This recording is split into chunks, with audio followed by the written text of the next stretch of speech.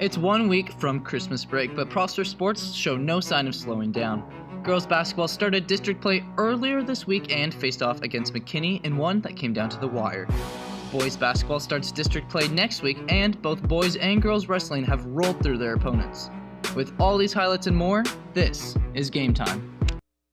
Within or beyond, grind until dawn.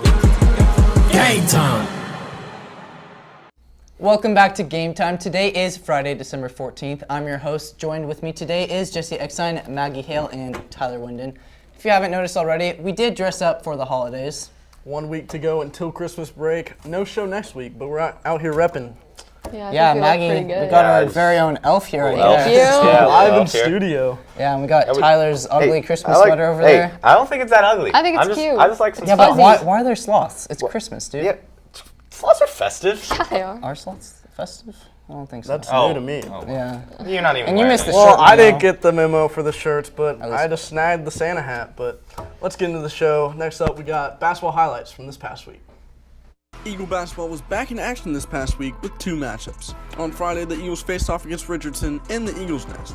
Eamon Allen started off the scoring for the boys with a shot from beyond the arc for three.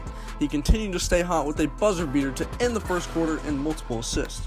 The Eagles went on a 9-0 run in the second quarter, but were down at the half. Led by senior Josh Davis, the Eagles put up a good fight, but it was not enough to stop the Richardson offense. In the end, Richardson came out on top 48-63. The Eagles also traveled to the Colony on Tuesday in a rematch from the PISD Championship. Unfortunately, the Eagles came up short 46-60, but will have a chance to rebound with a matchup against Birdville tonight at 7:30 in the arena. When we come back, we'll be taking a look at the day in the life of a girls basketball player.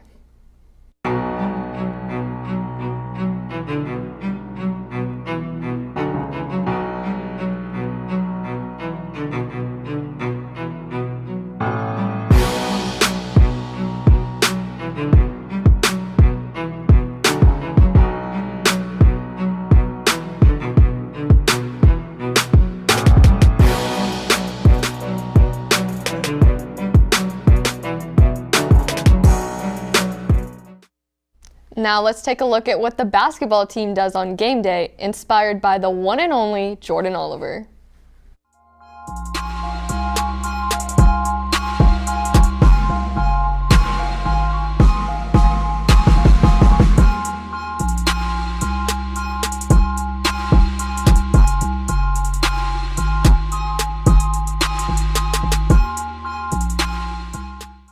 Going into this first district game, I'm excited to get our first dub and make, Prosper history. 6A's big for us, so, making history again and just doing well, going out there and working hard. Tonight, Coach said to play hard and play fast, so that's what we're going to do, and we're also going to play as a team and play together. Our goal this season is to play as a team and play our hardest every game. Joy, me, and there's more people. Come on. This is my friend Maddie. We have the same name, but it's okay. She likes to eat cheese.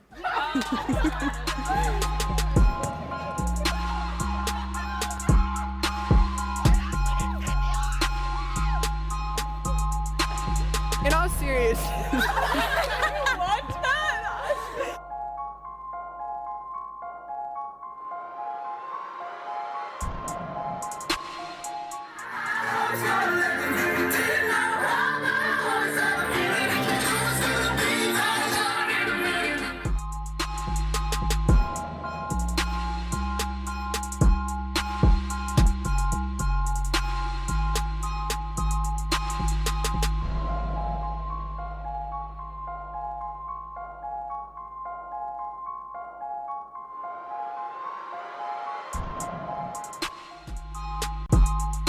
It feels really good to get that first win. I mean, our kids playing hard. We're probably in one of the toughest districts in the state.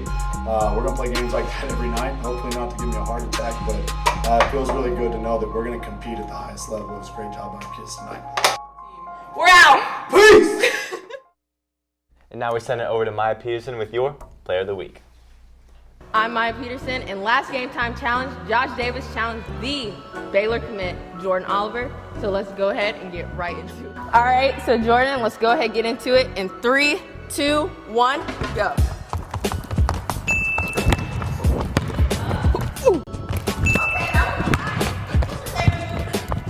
I'm a High School Musical type girl. Troy bolted me up. Jesus Christ. Christopher Brown. Loser.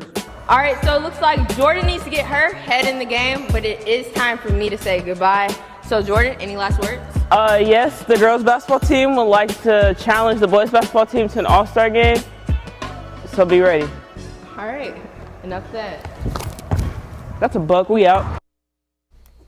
Thank you, Maya. Now let's transition and let's talk about the college football playoffs. I don't know about you guys, but I'm pretty excited to see these 4 teams compete. But with teams like UCF cracking the top 10, there's been some talk about maybe going to 8 teams in the playoffs. What do you guys think about that? They've come in undefeated last 2 seasons, and now officials are seriously considering this. And I'd think love it's to a see good the idea. 8 teams, Me too. maybe even 16. Oh, yeah. I think there's definitely got to be more. You think they will say yeah? I think so, yeah. Think about how excited people get for March Madness. That would be crazy for, why don't we do that for college football? And we've seen that it works too, because Division II football, they have 28 teams in their playoff. And honestly, there's teams like 6 and 6 playing in bowls. Like Yeah, no one really. if we get rid of the bowl games, Yeah. the Cheez-It I Bowl, love we don't Cheez-Its. need that. If we get rid of the bowl games, I think that this could work out, and I think it would be really cool to watch. But let's talk about the Chargers versus Chiefs. That was quite a crazy game last night. Coming back under 14 in 5 minutes, and without Melvin Gordon and Keenan Allen, that was pretty impressive. Yeah, they're missing 2 of their best players. And Can I be honest with you? Yeah, go ahead, be honest. I don't think I liked that. Why didn't you like it?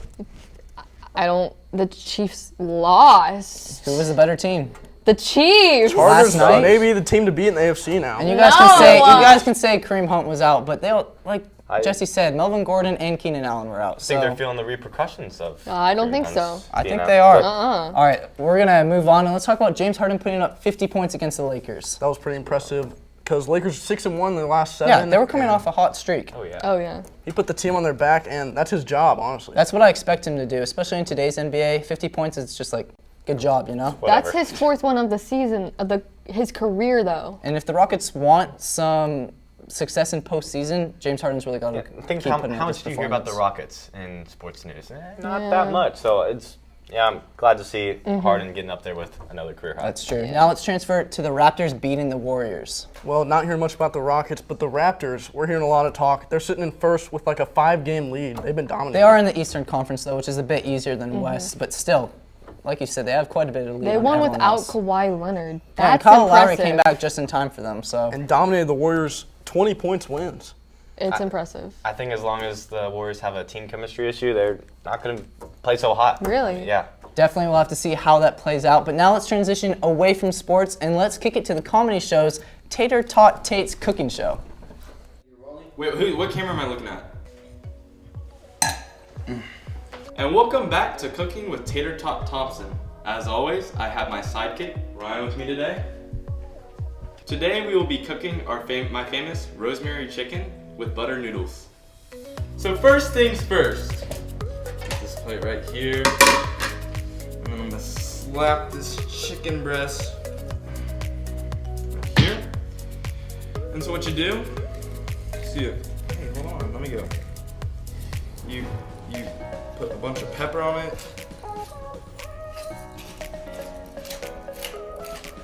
5 minutes later. You should put the salt on now. Be sure to apply a lot of salt. Turn on your oven to high. First things first, we're gonna beat the meat a little bit. Makes it nice and tender.